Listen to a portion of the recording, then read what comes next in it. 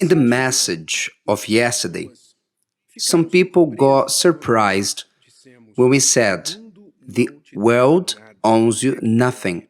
You are the one who owns the world." And I would like to dive a little bit deeper in this topic.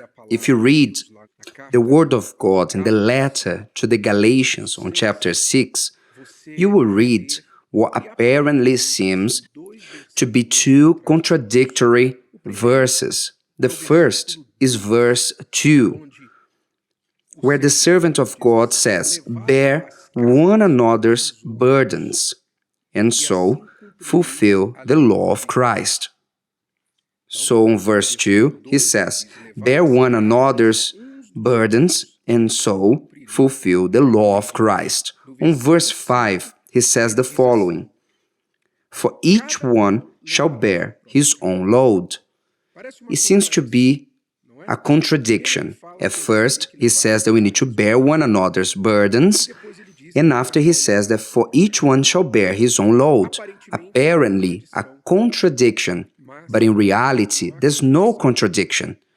What the Spirit of God through Apostle Paul is guiding us here is a Christian principle, is a basic Christian principle, a principle of life in reality, that God always guides, that as part of you being a person of a good character, you work with the following thought: he who is in a worse situation, position than I, and I can help, I will help them. So if someone has a very heavy load, and I can help this person to carry this load, then I will help them. Well, God always showed in His Word the care with the poor, the needy. It's all that the Scriptures teach us. But also, He teaches, in the other hand, to not live in the dependence of anyone. Which means, if in one hand I need to be strong, I need to have condition to help the weakest ones, the poor ones, the most needy ones. In the other hand, I cannot be in this position on being needy. I cannot, as a person of God, I cannot be in a position that I am dependent on others, waiting for someone else to help me, which means God teaches a self-dependence. Self-dependence means dependence on us and on Him, obviously. But it's not a contradiction of terms here. Are two sides of a same coin. In one side, I am strong, blessed enough to stretch out my hand to the needy, to the one who is in need. So I stretch out my hands, I give, as Jesus said, better thing is to give than to receive, because he who gives is because they have. They give because they can. Isn't true? Those who are giving is because they have what to give.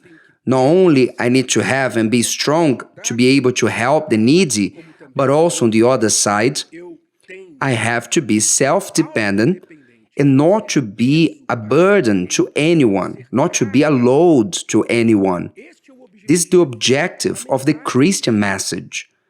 One of the greatest objectives of the message of Christ is the person to understand that they only depend on God and on themselves.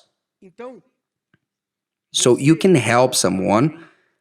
This person is in a hard situation, is in need of mercy, of help in this moment, and you can help. So it's your Christian obligation to help that person, reminding yourself that not always the help to a person is what they need in that moment.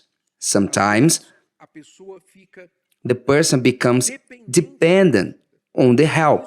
And that's what the Word of God teaches, that we should not do it, to create in people a dependence on others. The Bible teaches the self-dependence. I need to depend on myself and on God. So when I create a dependence on a help or on someone, This person becomes dependent. For example, the father wants to help the child. He wants the child to grow, develop. So on the desire to help the child, sometimes he does for the child what the child should do for himself. So never, you parents, never you should do for your child what he can do on his own. If he can tidy his bed, so let him do it. It's the least that he does. It's his bed, it's his room. Okay, you want to tidy his bed? Great, do it. But know that you're doing something that he can do. The father, the mother needs to do for the child what they cannot do for themselves yet. But will come a time that they will be able to do on their own. So don't do for people what they can do on their own. Because if you do that, you let the person be dependent, to become lazy. They become idle. They become a burden, a load. You see this in the scriptures at all times. You saw that in the Red Sea. Moses was praying to God, "My God, Pharaoh is coming behind us, the sea is here, the people is here, what do I do?" And he was praying, and God tells Moses, "Why do you cry out to me? I have already given you the rod, the authority. Touch the waters, and the waters will open.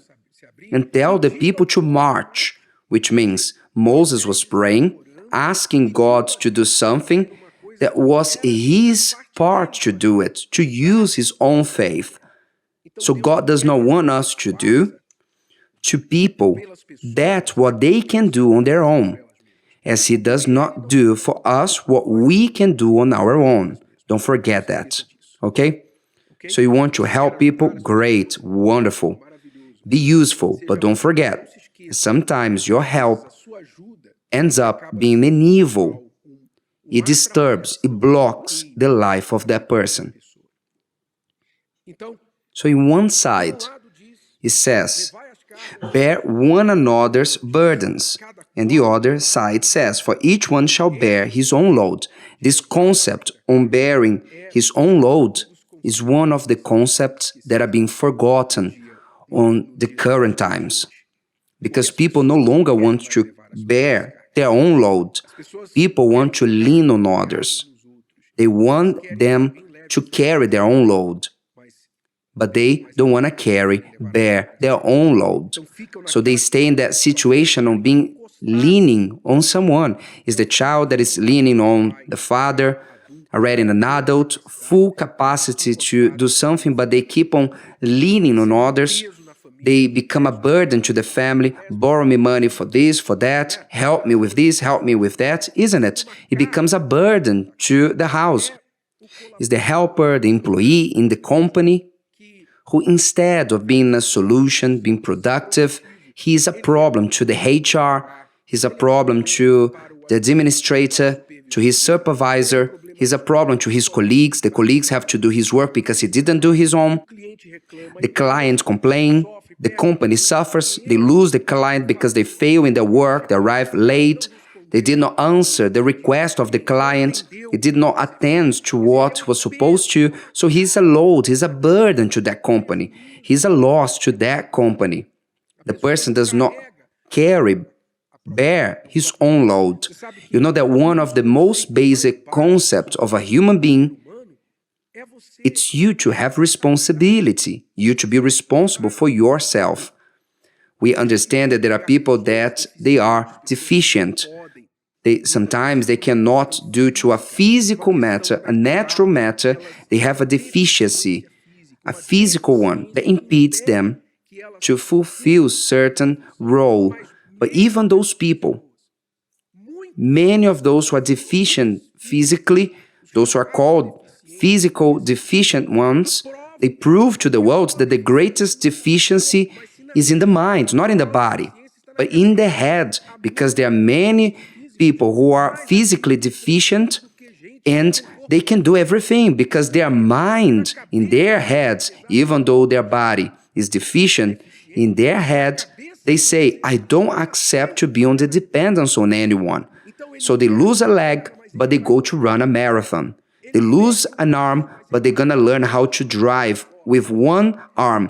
What it happens to them, it's not an impediment. Why? Because they say, I will not be a burden to anyone. I won't be a load to anyone.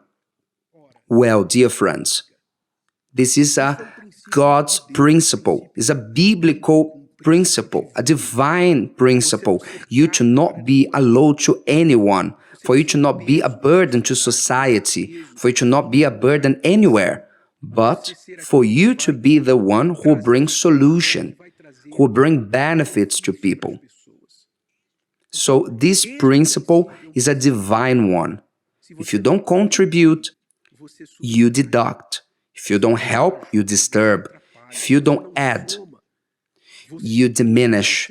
You don't multiply, you divide. So you need to take the decision which side you are. Where are you? What you producing with your own life? Each will bear his own load. I ask you, are you bearing your own, or you are a burden on this earth to others to carry?